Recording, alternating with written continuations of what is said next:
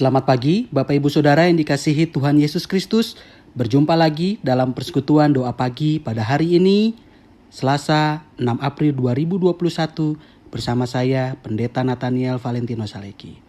Mari Bapak Ibu Saudara, kita mempersiapkan hati dan pikiran kita, dan sebelum kita membaca dan mendengarkan firman Tuhan, mari kita memuliakan nama Tuhan dari Kidung Jemaat nomor 188. Kristus bangkit, soraklah.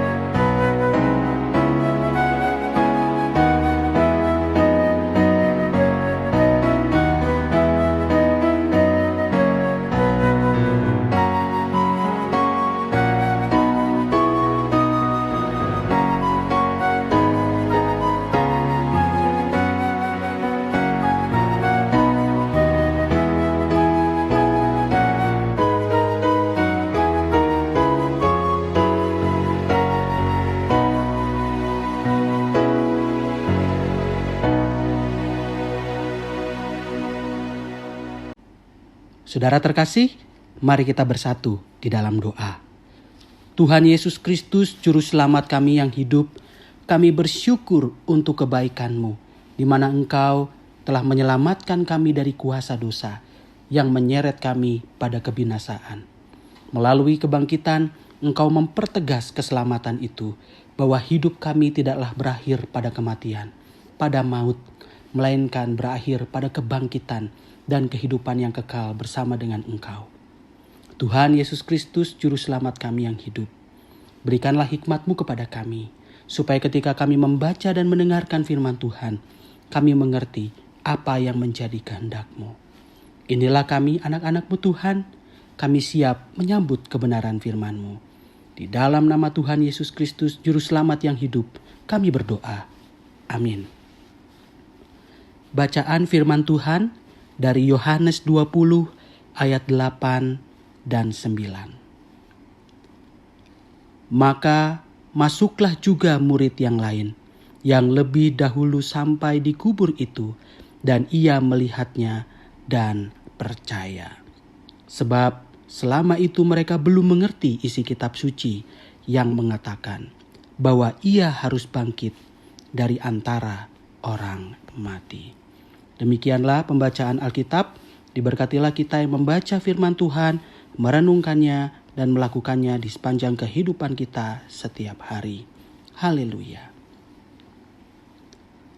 Bapak Ibu Saudara, marilah kita berandai-andai hari ini. Jika Tuhan memberikan kita pilihan hendak dilahirkan ke dunia ini, kira-kira kita ingin dilahirkan seperti siapa? Mungkin ada di antara kita yang ingin dilahirkan seperti artis tampan dari Uni Emirat Arab bernama Omar Borkan Algala. Atau mungkin juga ada di antara kita yang ingin dilahirkan sebagai wanita tercantik di dunia tahun 2020 dari Israel bernama Yael Selbia Cohen. Atau mungkin ada di antara kita yang ingin dilahirkan sebagai orang terkaya di dunia seperti Bill Gates yang kekayaannya mencapai 1.810 triliun rupiah. Mungkin kita juga ingin dilahirkan seperti Elon Musk, orang cerdas yang menghasilkan beberapa inovasi teknologi. Ketika kita diberi pilihan, kita akan cenderung memilih menjadi yang terbaik. Tampan, cantik, kaya raya, atau cerdas. Saat lahir ke dunia, Yesus sebetulnya dapat memilih.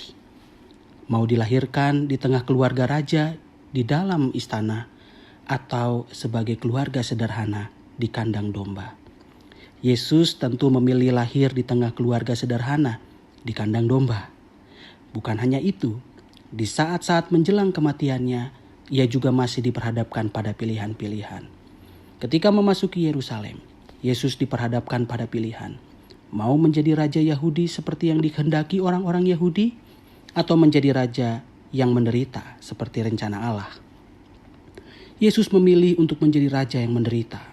Ketika berada di Taman Getsemani, ia juga diperhadapkan pada pilihan.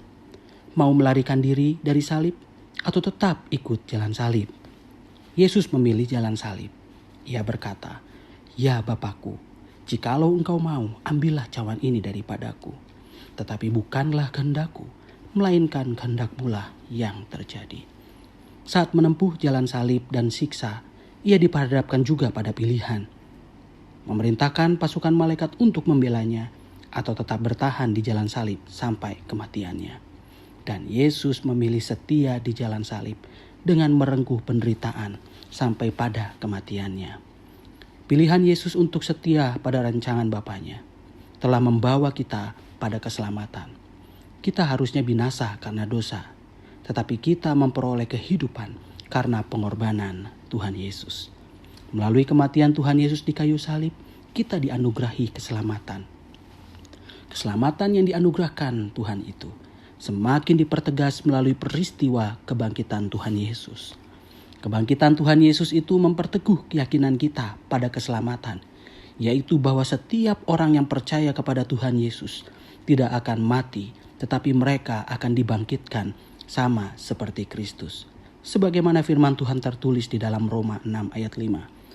Sebab jika kita telah menjadi satu dengan apa yang sama dengan kematiannya, kita juga akan menjadi satu dengan apa yang sama dengan kebangkitannya. Kebangkitan Yesus bukan hanya memperteguh anugerah keselamatan itu, tetapi juga mendatangkan pemulihan bagi semua orang yang percaya. Pemulihan yang kita rasakan dan kita terima, kita lihat dalam peristiwa murid-murid Tuhan Yesus menyaksikan kain kapan tergeletak di tanah dan kain peluh yang tergulung. Peristiwa ini memperlihatkan bahwa sesungguhnya kebangkitan Tuhan Yesus memulihkan cara pandang murid-murid terhadap Yesus. Murid-murid yang dahulu ragu dan tidak mengerti berita kebangkitan Tuhan Yesus dipulihkan menjadi murid-murid yang percaya dan mengerti kitab suci. Yohanes 20 ayat 8 sampai 9. Tadi kita baca bersama-sama. Masuklah juga murid yang lain yang lebih dahulu sampai di kubur itu, dan ia melihatnya dan percaya. Sebab selama itu mereka belum mengerti isi kitab suci yang mengatakan bahwa ia harus bangkit dari antara orang mati. Sebagaimana kebangkitan Tuhan Yesus memulihkan keraguan murid-murid menjadi percaya, memulihkan ketidakmengertian mereka menjadi pengertian, demikianlah pula kebangkitan Tuhan Yesus memulihkan keadaan kita. Setelah melihat kebangkitan Tuhan Yesus itu, seharusnya sekarang ini kita tidak pernah lagi merasakan keraguan kepada Tuhan sedikit pun. Keraguan pada Tuhan tidak lagi menjadi pilihan di dalam kehidupan kita. Saudara terkasih, tetapi sekalipun demikian, ternyata dan pada kenyataannya, tetap ada saja orang-orang Kristen yang meragukan Tuhan. Beberapa waktu yang lalu, ada seorang ibu datang kepada saya dan menceritakan pergumulannya. "Pak, kenapa ya hidup saya ini menderita terus? Miskin, rumah mau digusur, dan warga menolak saya karena faktor agama. Saya sudah berdoa setiap hari, tetapi Tuhan kelihatannya tidak pernah mendengar. saya sudah sampai di titik di mana mulai meragukan kuasa Tuhan. Jangan-jangan Tuhan itu tidak ada karena saya menderita terus seperti ini. Kemudian saya mengatakan hal ini. Bu, yang saya yakini, Tuhan itu tidak akan pernah menelantarkan anak-anaknya. Memang benar bahwa tidak semua doa itu dikabulkan oleh Tuhan. Tetapi bukan berarti Tuhan tidak sayang pada anak-anaknya. Dia tahu apa yang terbaik untuk anak-anaknya dan kapan saatnya itu akan diberikan kepadanya. Tugas kita sekarang ini adalah menjalani hidup yang ada saja dulu. Kita berusaha semampu kita. Apa yang bisa kita kerjakan, kerjakanlah. Jadi buanglah keraguan bahwa Tuhan tidak sanggup mendatangkan kebaikan kepada anak-anaknya. Percayalah pada kuasa Tuhan dan rancangannya yang penuh damai sejahtera.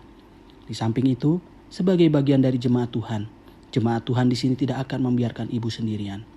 Bagaimanapun, kita adalah tubuh Kristus yang akan saling membantu, bukan?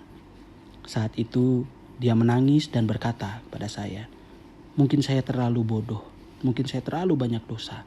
Jadi Tuhan menolak saya. Tolong doakan saya, Pak Pendeta.